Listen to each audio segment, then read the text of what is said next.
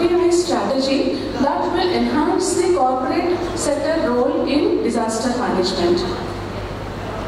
Please permit me to go through the slides quickly, which cover basic work and elaborate on my own analysis and conclusion.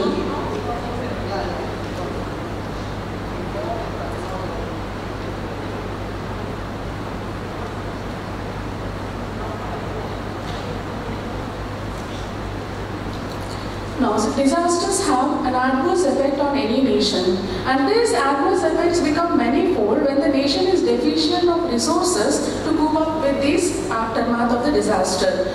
So in a country like India, in a populous country like India, business groups play a vital role because of the resources they have. Because of the human and material resources they have, they can play a very crucial role in management of disasters. So here, a business conglomerate is a huge business house with varied products and services. A conglomerate usually starts as a standalone firm, but as time goes by, to face competition or to venture into new markets, when they spread their wings, they grow phenomenally large in size, and that's when we call them business conglomerates. So for my study, I have chosen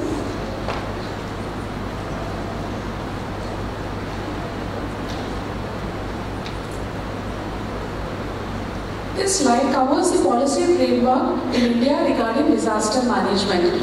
The government has come up with Disaster Management Act 2005 that clearly specifies the role of partnership with the businesses, private-public partnership in handling disasters. Then there is National Policy on Disaster Management, National Disaster Management Framework, and India Disaster Resource Network portal, which handles all the information available about the equipment and resources required and supplied in the country for handling disasters.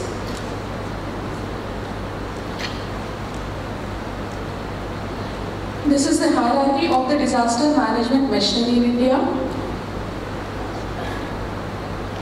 Coming to the two groups that I have selected, the Tata Group is the oldest of all. It is 150-year-old group in the country.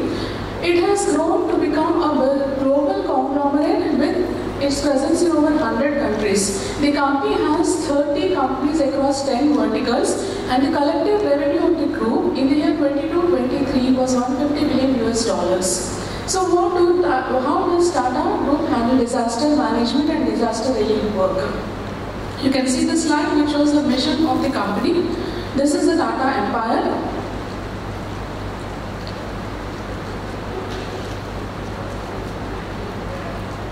Tata has established Tata Relief Committee in 1961, way back in 1967, sorry. And this Tata Relief Committee has handled the disaster management work till 2013. After that, the group has established Tata Sustainability Group, TSG in short, in 2014. And since 2014, TSG has been handling the entire disaster relief and reconstruction work of the Tata Group. This group, TSG, works with the main aim of bringing together, pulling together all the diverse resources and expertise available across all the Tata companies when a disaster strikes, when an emergency happens. And one Tata response is a unique contribution of the Tata company in disaster management. Then there is Tata Engage, which is again a special program by TSG which trains all core volunteers during disasters. And Tata Trust takes up the philanthropic activities of all Tata companies. Center for Disaster Studies has been established by Tata Institute of Social Sciences, and this center takes care of all the academic work related to the disaster management. These are the guiding principles of disaster management work at Tata. This is a disaster response initiation process. After receiving a request, the request is evaluated and a decision is taken. You can conclude. It's already 5 minutes. Thank you. Reliance Group is a Fortune 500 company and the biggest private business in India. Its consolidated revenues in 22-23 is $118.6 billion. This group has also contributed. This is the Reliance Empire. The group has established Reliance Foundation in 2010, and Reliance Foundation takes up all the philanthropic activities of the company, of the group. The Reliance Group has published literature related to disaster management that is quite useful for handling the disasters, and others can learn from that literature. Both the companies that I have chosen have won many accolades for their work, their contribution towards disaster relief and reconstruction in the Indian economy.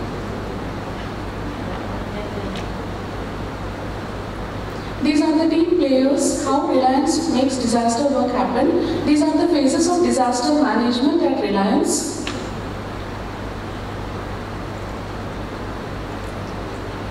Coming to the best practices that I have identified, Tata company has a concrete disaster management policy in place so that employees are not at all confused as to what is their role when an emergency strikes in the community.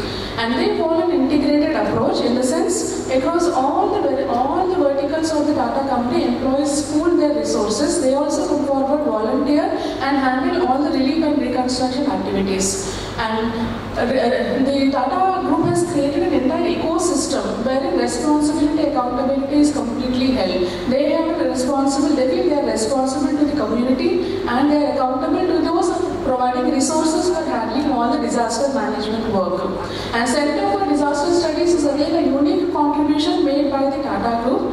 And coming to the Reliance company, they hire the local youth as volunteers because they have understood the importance of culture and geography in handling disaster management. And they, since they believe in more in disaster preparedness and mitigation, gearing up to face any disaster, they are focused on coming up with climate resilient practices in agriculture and other allied fields. And publication of pertinent literature is another unique contribution by the Reliance company. The analysis of these have led the authors to come up with this 3 I's framework, which will enhance the corporate role in disaster management. These 3 I's are integration, involvement and investment. Integration of disaster preparedness into the very functioning of the business, involvement in responding to a catastrophe and mitigating its impact, and investment in reconstruction activities. Further, these I's each have an integration. We are talking about associating with non-profit firms, contributing to some resource pooling organizations like UNICEF's Bridge Fund, etc. Please conclude. Yeah. Please conclude. It's already 8 minutes. Oh, yeah. I conclude with a small video clipping.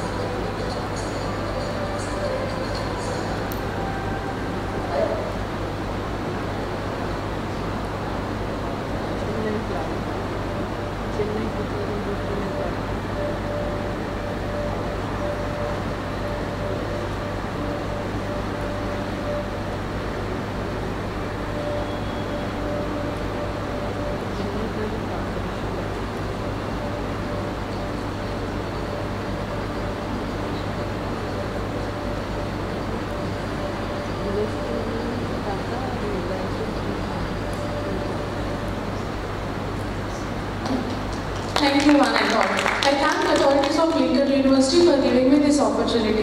Thank you once again. Thank you, Dr. Hima. That's a very good presentation. Thank you. So, any question from the floor? Any question?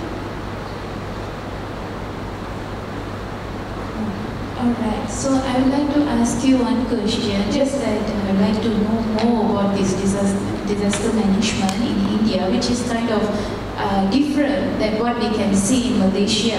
So beside Tata, beside Reliance group of companies, what is the contribution from international groups like NGOs? So, yeah, there are NGOs which work independently as well as in combination, in joint venture, in partnership with the Indian firms. They work at the grassroots level as well. As of now, I am not able to recollect the names exactly, but yes, there are international organizations, especially United Nations groups, have been doing a lot of work for reconstruction and rehabilitation, and now their focus has shifted to disaster preparedness rather than handling the aftermath of a disaster. Yeah, that is, I think, important. And what is the limitation based on your findings? What is the limitation that you find based from your findings of this research or anything? Of my study? Yes. I have picked up only 2 companies, and there are several other groups in India which have been doing commendable job. So due to time constraint, I couldn't cover those companies. Maybe next time, or maybe any other person can pick up that. Alright, thank you. Thank you so much. Thank you. Have a good day. Alright, thank you. So our next presenter, Yu Chong. Do we have Yu Chong?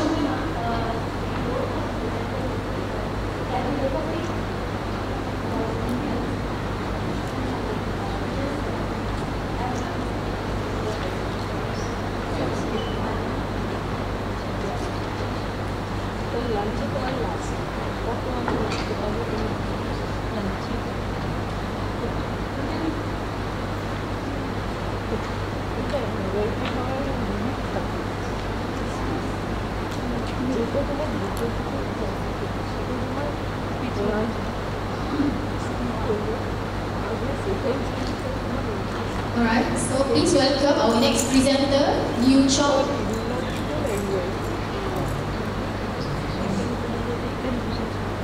It's not here. So we move on to the next presenter, Xiong Zizeng. We have Sun Yen Yu Chong.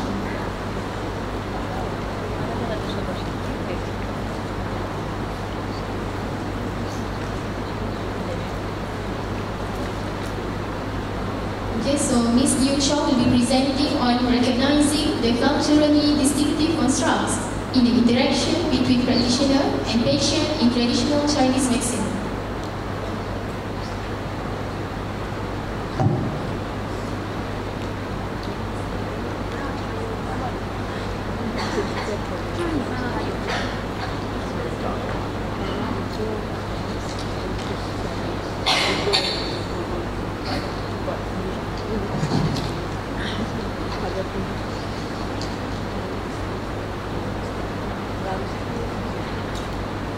Good morning, ladies and gentlemen. I'm very happy to share my study with you.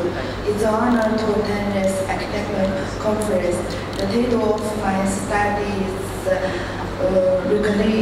Recognition in the Culturally Distinctive Concepts in the Interaction between Practitioner and Patient Treatment Chinese Medicine.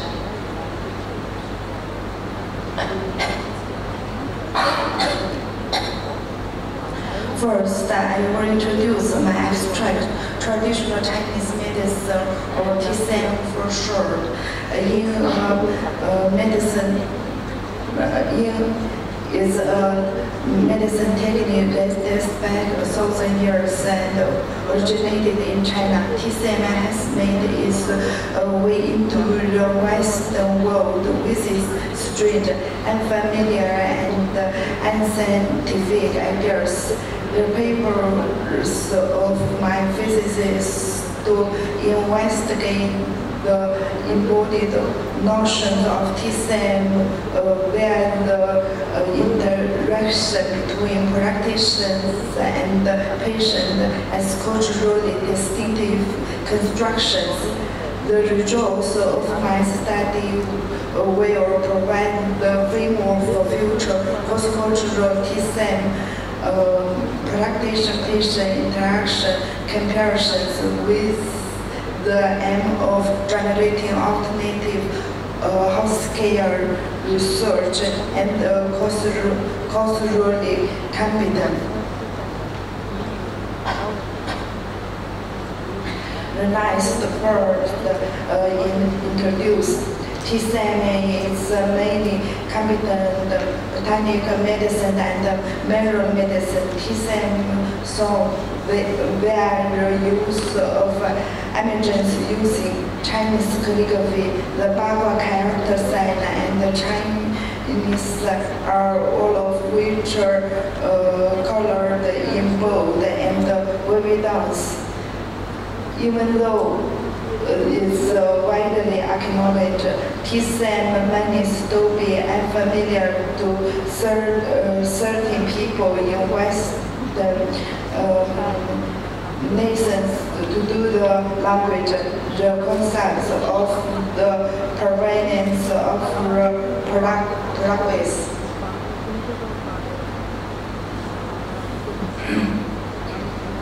Now, I want to talk about some major problems related to the traditional Chinese medicine. TCM includes acupuncture, Chinese herbal remedies, massage, and oral techniques. TCM is also widely practiced and used by the Chinese government as were permanent Chinese culture.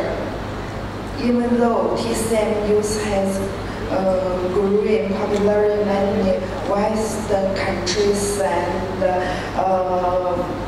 medical policies in those countries are becoming more inclusive than exclusive, its scientific recognition remains diswanted. You have 1 minute more. Can you go to the objective? Can you show the objective of your study?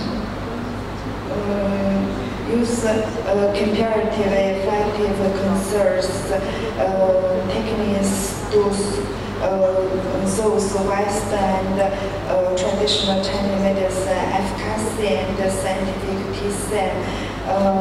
Many of TCM medicine philosophies and projects are firmly rooted in Chinese culture, particularly in terms of terminology and language.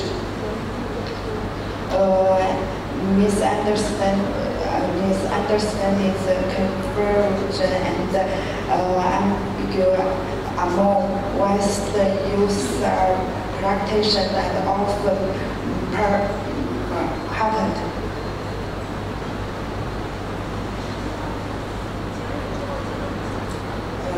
At this part, I want to talk about the abstract of the study to analyze the three main concerns: healing, silence, and the miracle in TCM. To identify TCM around the medical values, the treatment efficacy, and the philosophical understandings. To understand how the TCM concepts are embodied in the many still being practiced and sessions and where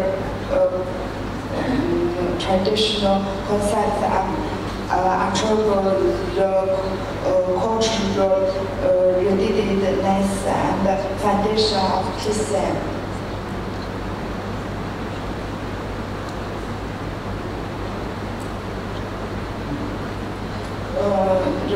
The conceptual framework of my study was shown by the work was carried out as the flower chart and demonstrate the traditional Chinese medicines through aspect, healing, silence, and massacre. Now I want to introduce the research. Miss Liu, can you show us your results and then please conclude. Show us your results.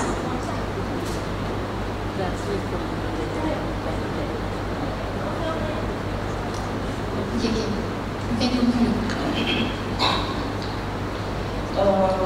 In conclusion, this research comparison the countries TSM and WM in terms help doctors and elderly patient interaction with throughout treatment. TSM apartments are substantially longer than WM, which is 50.02 minutes on average of TSM compared with 3.43 minutes on average for WM. Psychosocial and lifestyle extenders care more frequently TSM consultation where in WM is shows of the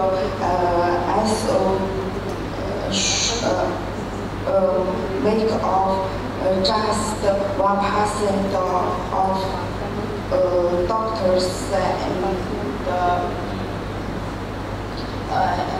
practitioners.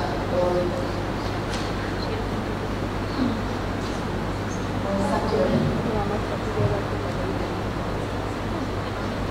Thank you. Thank you, Miss Liu. Any question from the floor? Alright. Thank you, Miss Liu. Alright, without further ado, I would like to call upon our next presenter, Mr. Xiong Zizeng. Mr. or Mrs.? Mrs. Xiong Zizeng.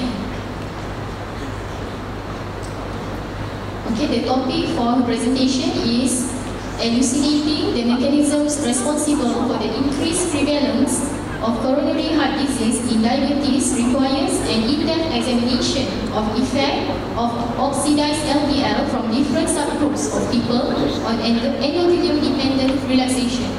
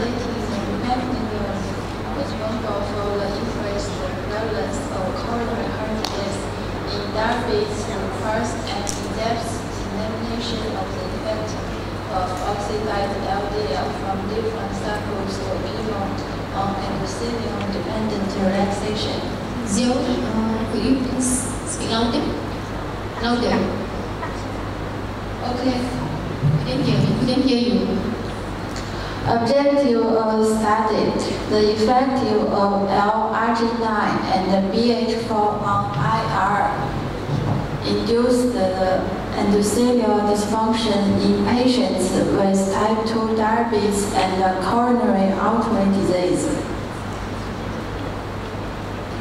Methods. Atorvastatin treated patients with coronary artery disease who suffered an ischemic stroke with 5 years after the onset of the first coronary event will be included in the study. Cases in Group 1 comprised patients who had been on regular atorvastatin medication 10 mg daily for more than 1 year and had a cerebrovascular event such as stroke within 5 years of their first coronary event and had an ECG of echo confirmation of coronary disease. As a control group, we recruited another set of patients who had coronary artery disease and had been taking atorvastatin 10 mg for more than 5 years and an appropriate control, a normal CT brain scan and no prior history of present ischemic exposite and are required for these individuals to be diagnosed. Research design. Total cholesterol, HDL cholesterol, and triglycerides will be tested at 7 a.m. in the morning using a Hitachi 704 analyzer after an overnight fast of 10 hours. Low-density lipoprotein cholesterol will be estimated using the Friedewald formula, which is widely recognized in the medical community. Data analysis. Descriptive statistics, including frequency, mean, median, and standard deviation will be generated, and unpaired t-test will be used in identifying statistically significant differences in means across groups for any variables with a normal distribution. The chi-squared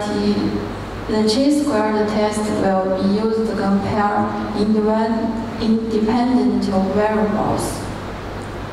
Conclusion. Reducing triglycerides is more important than the statins. Pleiotropic benefits of increasing microvascular endothelial function, and reducing inflammatory activity in those with diabetes and coronary artery disease. L-arginine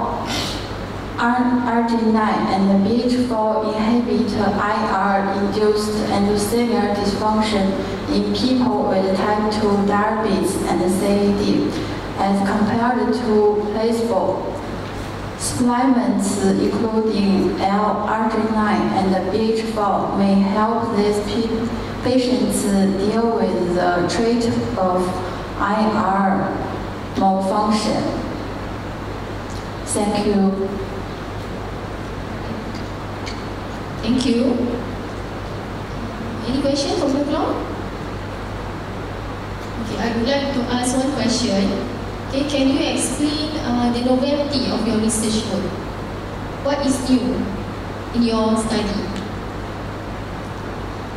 What is the new idea that you want to bring on your research? Can you explain? Sorry, I don't understand. Alright, okay. Thank you. Thank you.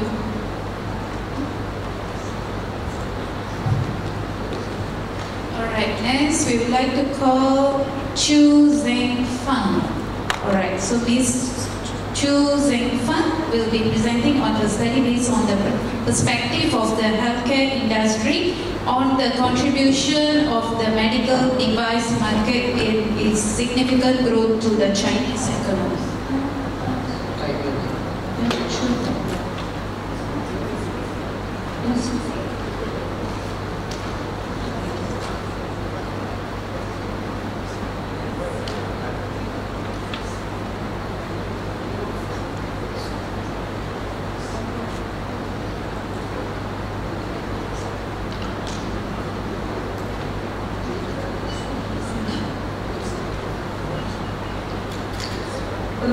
Ladies and gentlemen, I'm Chu Zhenfang. I'm from Lincoln University. My supervisor is Dr. Fatma Aija Juni. Today, I'm going to share with you about study basis on the perspective of the healthcare industry on the contribution of the medical device market and its significant growth to the Chinese economy. The first one, introduction.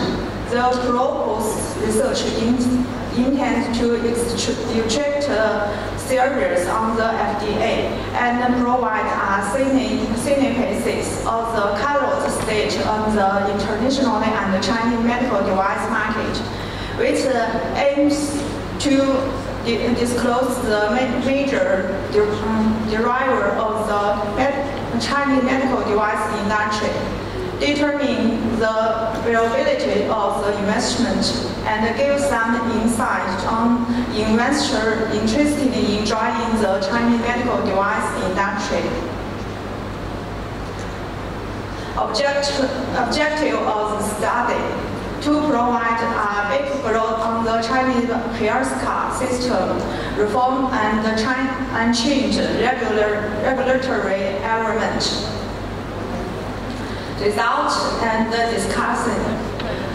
Regulation of medical equipment is handled different in United States, the European Union, and China. Here I will examine the similarity and the difference between the United States and the European Union and China in terms of the registration, categorization, per market, and post-market restricted. The first, the European Union. The European Union has a system for the register medical device. Medical device makers and allied businesses must register their products with the appropriate regulatory bodies.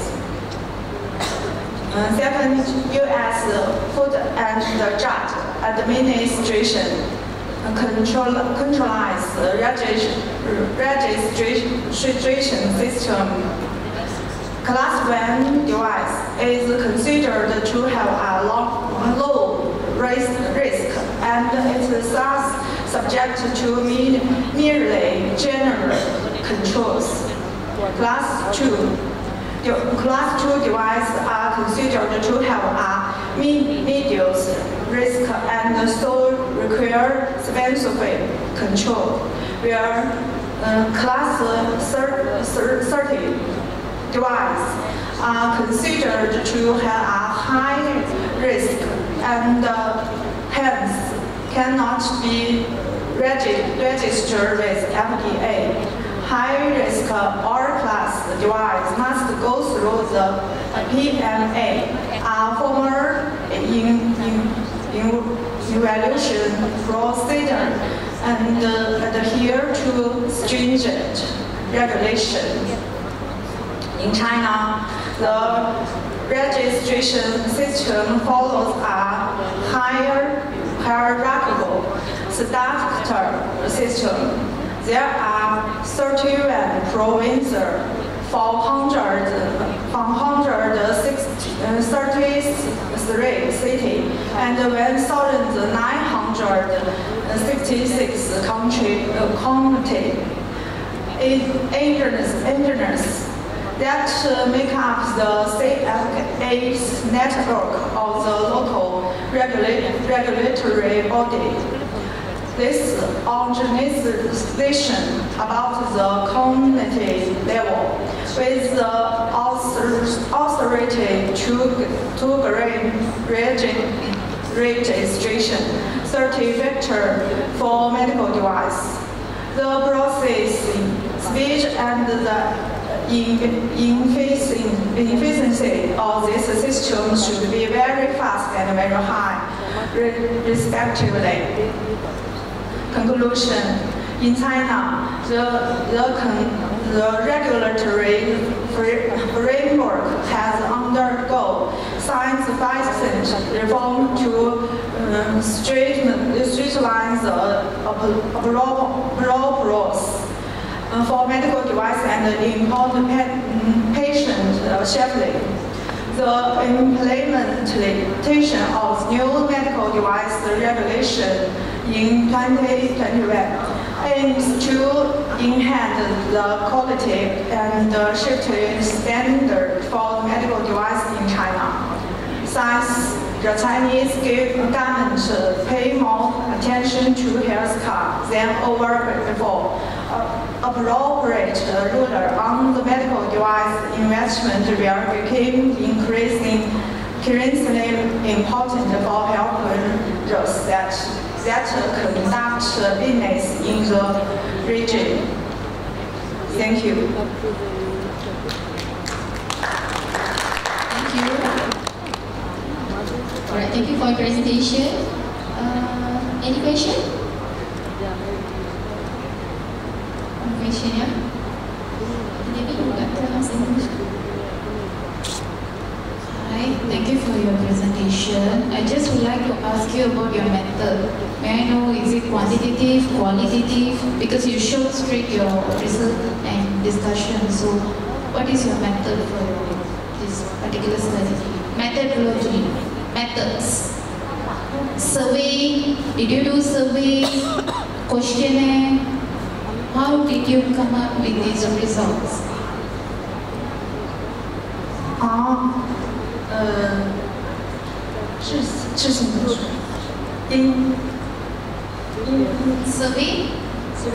Survey. You use survey, questionnaire as your research tool? Survey. All right. Okay. Thank you. Okay, thank you. All right. So thank you. Next, we would like to call Chen Xiao-Yong. All right. Hi. The dictation of the mitral valve in degenerative false coronary artery disease.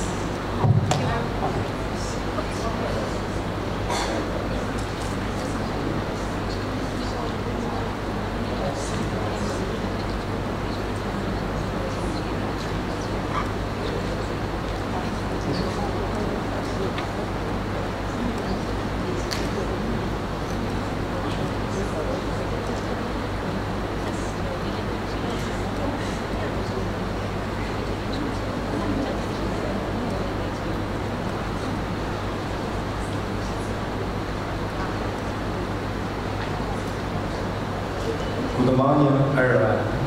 My name is Chen Xiao. The title is Regression of the Mitral Valve in Degenerative Valve Coronary Disease. I come from China. I'm first for a doctor of the Physics in the medicine science. Degree from Lincoln University. I have a beautiful memory in Malaysia. Degenerative valve ulceration and the most common cause of the mitral regurgitation, a common valve heart condition in which building fire regurgitation from left ventricle toward the left atrium. Ventricular valve. Reperfusion injection injury is the most prevalent cause of the graft of the disease. However, the research noticed that it may happen at any point among the person's covers graft placement, capping, shaping, and referencing itself. This is the fourth statement of the problem. This is the fourth objective of the study. Hybrids in the research individual with the scientific matriculation with learn how to evaluate happiness in the study, comparing material replacement versus hypothesis, forced hypothesis, and alternative hypothesis. This complete the framework. The regression of the material in the context of the degenerative wave disease and counter outages underscore the complex interplays between structurally hard conditions. Digestive apparatus degenesis involves and combination of the clinical assessment in qualitative and in some case condition continuation, research and methodology. The research examining the occurrence of the materialization in the degenerative wave disease or common cold condition that affect the material within the heart. Minutes more, 1 minute more, yeah? Maybe you can go to your results first and then conclude. Alright. In the conclusion, the research underscored the critical role of the finally and the final of the analysis of various satellite on the connection in order to get a full picture of the present, post-happening, and quality of life, research and development of the heart rate quality and life instrument, the higher asthmatic quality of life, quantitator and many managers and done with the heart disease, quality and hormone instrument included. Also a common consequence of the degenerative rheumatic heart disease, regression, complicated matter for both research and doctor. This is no therapeutic intervention that affect and medical treatment of the primary matter regression for individual experience, symptom and primary matter regression, which is left virtual injection function and 16% and no strong surgery or potentially permits to use something method including both black ACE and maybe a more stronger alternative. Thanks. Alright, thank you for your presentation, Mr. Cheng Xiaoyong. So, any question? Alright, please. Please come forward.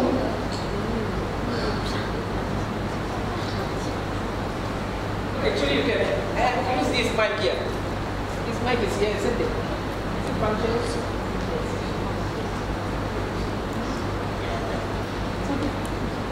You have developed the hypothecated model. What was the inspiration? Earlier the studies were not pertaining to... Can I? Yeah. You have developed a model, hypothecated model, right? What was the inspiration? Like earlier studies were not there in that particular area? Were there any studies earlier done?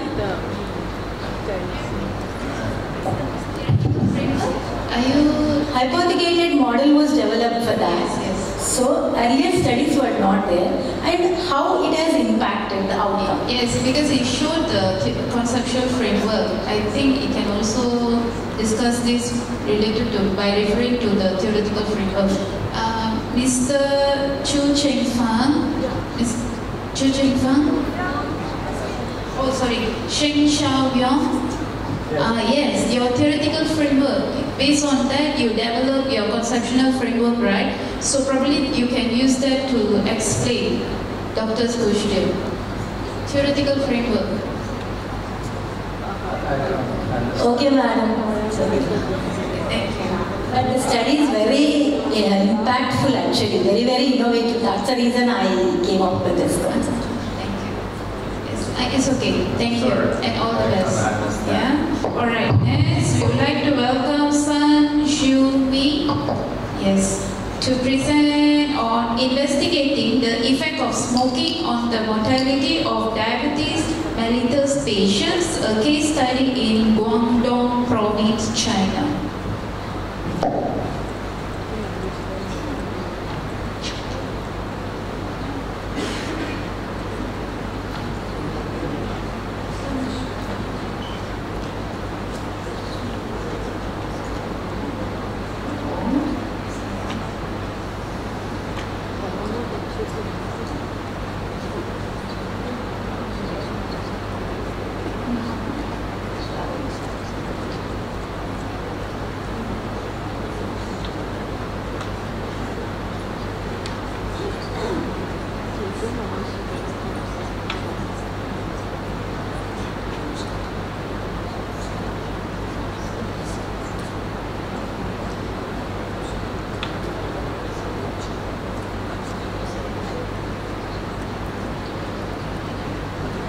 Hello, good afternoon everyone. My title is Investigating the Effect of Smoking on the Mortality of Diabetes mellitus Patients, a case study in Guangdong Province, China. My name is Sun Xueming. Abstract is cigarette smoking and diabetes was significantly more common among the Chinese population compared to the global average. Among the population as a whole, 34.70% smoke in Guangdong Province. 34.8% as of today, diabetes affects more than 20.8% of Chinese population. By 2030, the world's population will have increased to 42.3 million. Two of China's most pressing public health concerns are the recent prevalence of tobacco use and the epidemic of diabetes. The association between cigarette smoking and diabetes in the Chinese population has only been the subject of a small number of consensual studies. More research is needed to determine the long-term effects of smoking exposure and connection between smoking and other risk factors. But both studies found a link between cigarette smoking and diabetes, and the case control study found a dose-response relationship between daily cigarette use and DI. The purpose of this research is to establish whether or not cigarette smoking contributes to the development of diabetes. Multiple studies have found a correlation between higher rates of cigarette smoking and an increased risk of developing diabetes. Objectives: one is to determine the link between cigarette smoking and diabetes mellitus among patients in Guangdong. Second is to examine the mortality rate among smokers with diabetes mellitus in Guangdong. Third is to define type of smokers on that level of diabetes mellitus. Research method is case study. This is our result. Table 1 shows the baseline characteristics of individuals based on their smoking status. Table 2 is association of smoking with CVD events among participants with and without diabetes. Table 3 is association of diabetes elevated fasting glucose, elevated OGTT2, our glucose, and elevated HbA1c with CVD events among current, former, and never smokers. Table 4 is Association of Cardiovascular Risk Factor Management with CVD events among participants with diabetes as compared with participants without diabetes. Conclusion. It was shown that the chances of cardiovascular disease events rose dramatically when both smoking and diabetes were present, and that the advantages of managing risk factors in diabetes might be not found by the presence of any smoking history. Consistent with previous research, our results emphasize the significance of preventing or stop smoking to lessen the avoidable incidence of CVD in adults with diabetes. Future prospects of the study: smoking cessation is an important part of diabetes health management, while middle-aged, overweight, obese, and suffering people with lower education level are the focus of attention in tobacco control actions and should be implemented according to their specific conditions. Tobacco interventions. Thank you for listening. Thank you. Alright, thank you, Ms. Sun Zumi. Thank you for your presentation. So, any question? Alright, thank you. If you have no questions, so let's just proceed to our next presenter. Okay. I would like to call upon Dong Hao. Ms. Dong Hao.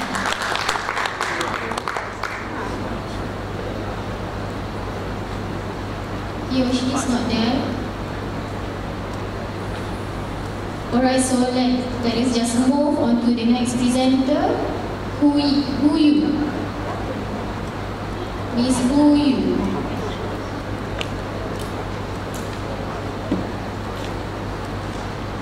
So Miss Hu Yu will be presenting on this topic: exploratory study in Hong Kong, examining the effects of a nursing education and counseling service on medication adherence and quality of life in patients with chronic obstructive pulmonary disease.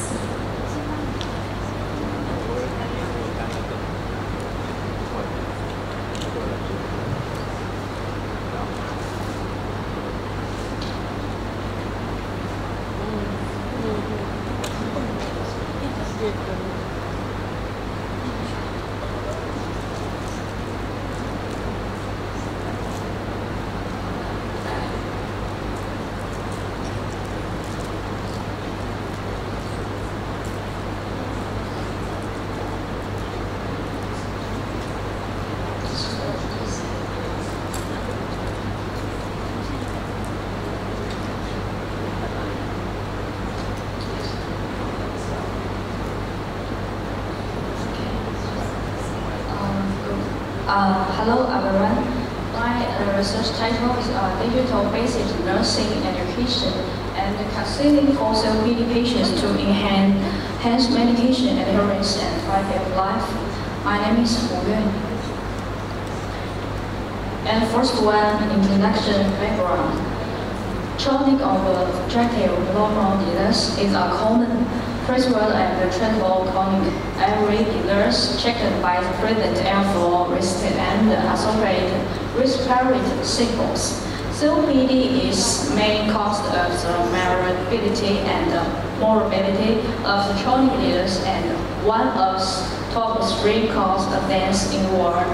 So causing and dyspnea and phlegm production are the most common signs of COPD. Are progressive along the last 35 by airway obstruction and dysfunction that works with time. According to the vaccine, altered COPD is likely to decrease in a healthy quality of life, and increase in work productive and active impairment, and an increase in healthcare resource utilization. And COPD poses a significant and endurance challenge of both patients and healthcare providers. The complex nature of COPD management demands innovation approach that extend beyond traditional healthcare delivery. recent year has seen an increase in the use of digital health technology, which the purpose of functionality and intelligent patient-centered healthcare practical for the treatment of COPD. There have been a number of research and systematic reviews published on the topic of telemonitoring, mobile health, and electric health interpret within the management of COPD. However, there are few reports of digital-based nursing education and counseling. So, significance of this study, COPD may have their medication adherence and the quality of life improved by digital-based nursing education and counseling program. The research is assess the influence and the effects of the digital-based nursing counseling along with educational program towards patients with COPD, with a special emphasis on their adherence to medication and their general level of life.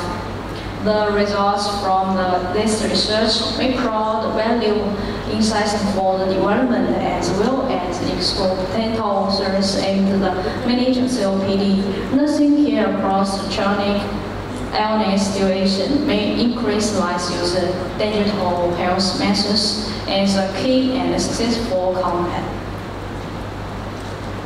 An objective of this study to determine the influence of digital-based nursing education and counseling on method adherence among COPD patients, and to assess the impact of the digital intervention on various aspects of quality of life, including physical, emotion, and social well-being among COPD patients. To assess the level of patients' engagement throughout the digital-based nursing education and counseling programs, identify factors influence sustained participation, and to investigate how patients' digital level influence their ability to benefit from the engagement with digital-based nursing education and counseling for COPD, and to identify and analyze factors, both facilitators and variables that contribute to the success or challenges of implementing digital-based nursing education and counseling for COPD patients. And this experimental study from June 2022 to June 2023, the study subject will COPD patients in the respiratory department of the Strauss Hospital in Hong Kong. COPD patients will be divided. Yeah, can you proceed with the conclusion? What? Proceed with the conclusion. Go to the conclusion. Conclusion. Please proceed your slide into the conclusion part. Next slide. Okay. Next. So the results. Next one. Next one. Yes. Conclusion. Conclusion. Yes. Okay. Conclusion. Studies focus on those suffering from COPD is very revealing because of the present nature of the condition and the potential of the digital treatments to improve medication adherence and overall health. And the digital-based nursing education and counseling may help patients with COPD patients learn more about the condition or how to self-manage it and the outpatient available for treatment. This invitation and the important patients will knowledge and assistance, which may learn to improve medication adherence, enhance patients' quality of life, and overall health. Thank you. Alright, thank you, Miss Huyu. Yeah. Right, so is what we can see from your slide that you are mentioning about digital-based learning, right?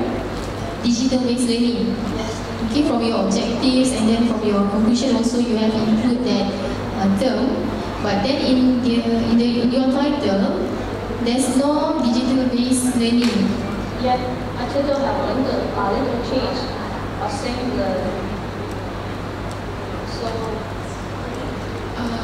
you can request to change because it's important. Because your title didn't include digital, but your findings are based on digital. So it's important to add the word digital in your title. You can talk to your supervisor and try to discuss and how to change the title and make it suitable to your findings.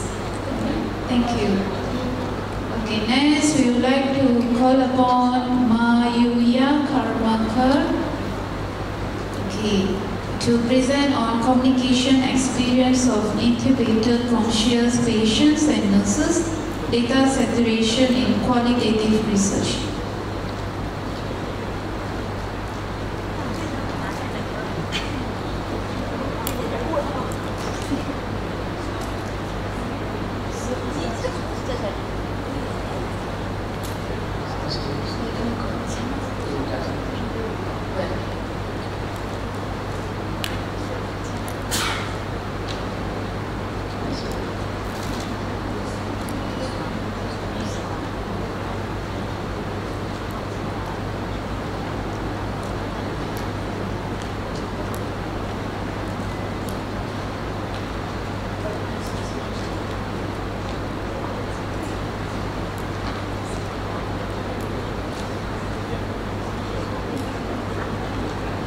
A very good afternoon to one and all. Namaskar from City of Joy, India. Myself, Mohua Karmakar. Regards to the chairpersons of today's session. The topic I have chosen is standing between your lunch and me. I will try to complete within 5 minutes, madam. The communication experience of intubated conscious patients and nurses. Data saturation part I will be highlighting. So, the objective of the study is to determine the optimal sample size of the qualitative research to address the communication experience of intubated conscious patients and nurses. The question is what is the optimal sample size where I will be stopping to gather the qualitative research data. So, the question is how could the optimal sample size of the qualitative research be determined to address the communication experience of intubated conscious patients and nurses. So methodology for sample size determination and sampling techniques to achieve the data saturation, the research employed purposive sampling as a method of participant selection. The ethical consideration we have taken the ethics committee, institutional ethics committee permission which is dated July 16, 2021. From our hospital peer list. The data collection instruments and procedures, the primary method of data collection used in this study was in-depth interviews to gather quantitative data in order to identify the lived communication experience. The interviews were recorded. Open-ended, non-structured interview questions were used in the sessions and based on the interview guide. So, with the data saturation, I could take in-depth interviews with 6 patients and after the extubation and 11 nurses. So how the data saturation was achieved? Method to operationalizing the data saturation consists of 3 unique elements, that is the base size, run length and relative amount of incoming new information, which is also known as new information threshold. So, what was the base size taken was 6 interviews initially. This was the base size of the data. The run length was next in the phases. 2 interviews was the run length. And the new information threshold, if it is coming less than or equal to 5%, the data saturation was arrived and we had to stop for the collection of data through qualitative method. So this is the run length, which is the base theme came to 23. So like that consecutive run length of 2, it was arrived at less than 5% on the 7th interview series, each time 2 fresh interview as the run length. So the steps of theme analysis was these 6 steps. Become familiar with data, generate initial goals, search for themes, review themes, define themes, and then write down. So these were the preliminary themes during the initial stage of data collection. Final themes were expressed needs, theme communication type, barriers of communication, and necessity of standardized communication tool. So these are in a gist the participant background information for all the 17 participants from where the data was collected. And this theme identification is the relationship between the themes, that what is the communication experience of nurses and conscious intubated patients.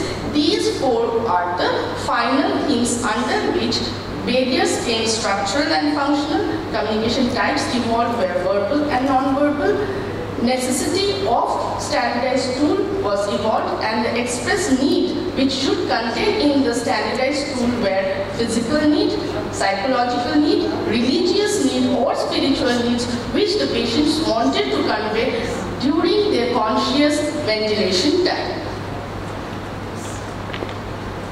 So, the findings indicate that essential physical demands such as those for suctioning position was very important. Along with that, psychological requirement was also highly important. The results of this study demonstrate that communicating with intubated patients poses a significant challenge on nursing staffs. The patients may find it difficult to pinpoint the causes of discomfort and distress symptoms non-verbally. The psychological, physiological, and spiritual and comfort needs of these patients need to be addressed through the structuring of new communication tool. Thank you, ma'am. Okay, thank you for your presentation, madam. So, any question from the floor?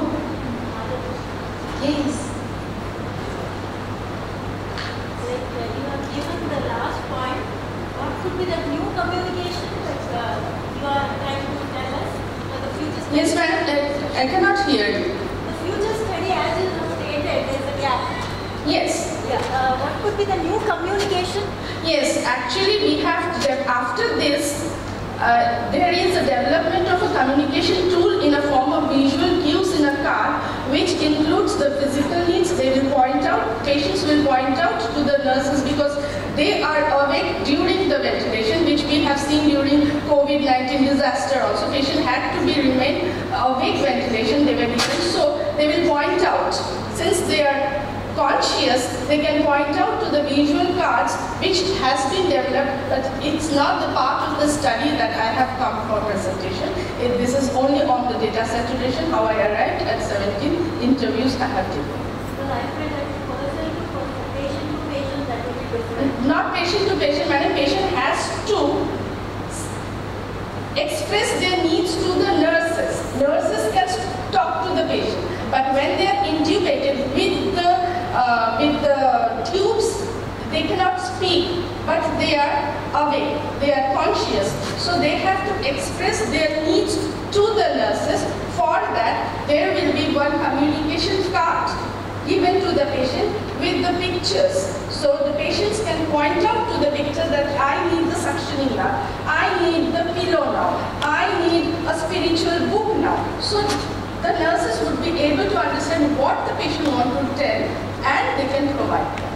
That's what the study has done for. Probably what I feel is like this one practically may or may not be. No, it is practically possible, madam. The visual cue has been prepared and the quantitative part of the study is ongoing. It's possible, madam. That's why the nurses are working on the communication type and how we can communicate with conscious patients who cannot speak. So it's very much practically possible and it's happening. Yes, madam.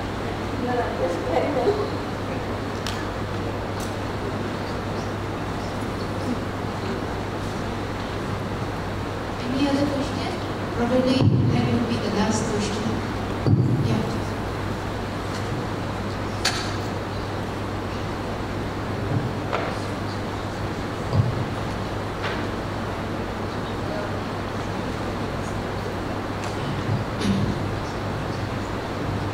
Thank you, hello presenter. It's insightful research. my question is about the addressing missing data. How there is any missing data in your research, and if there is missing data, how your strategy to address missing data? Thank you very much. Yes, as I have explained, the data was gathered through interview and the interviews were recorded. The interview guide was prepared, and on the interview guide we have gathered the data, and from every data theme analysis was done. So after theme analysis, this is the primary theme analysis where we encoded the data we wrote in the diary and then each data had been highlighted, and from that common data themes were reached. Am I able to explain? So these were the preliminary themes where from the recorded data we heard the data from the recording, we wrote the data, and then we have arrived at the theme. So these 6 steps were taken to arrive at the theme, and when to stop to collect the data, that's what I have presented through the data saturation formula, which should be less than 5 or equal to, which was 4.3%. Could I make you understand that? Thank you so much. All right. Thank you, Miss Mawia Kamaka. Yes, Mawia Kamaka. All right. So with that, we have come to the end of our session. All right.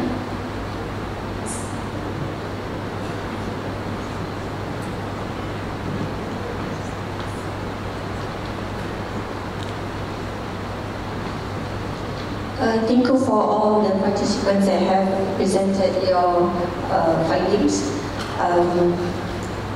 For the chairperson, please remain on the stage. I would like to call upon Prof. Dr. Santana Betsumi Pandu-Ragan to present a token of appreciation to the chairpersons.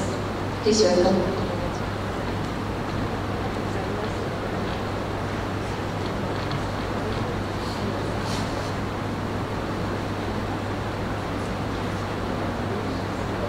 Please welcome Dr. Edna and Dr. David to receive this token of appreciation.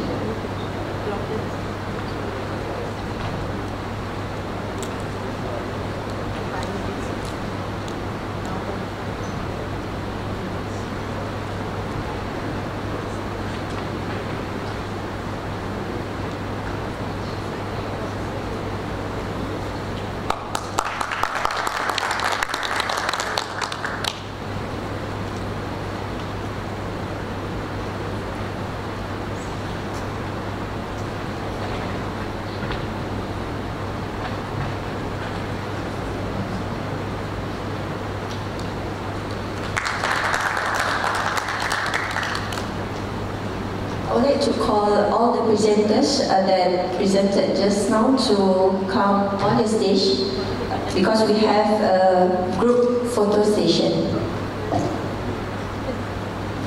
Please welcome. Please invite. I would like to invite all the presenters.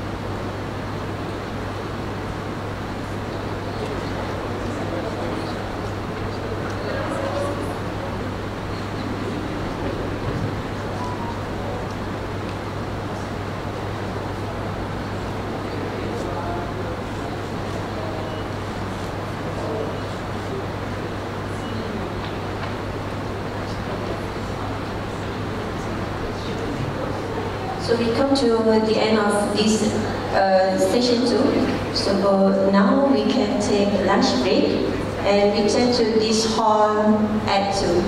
Thank you.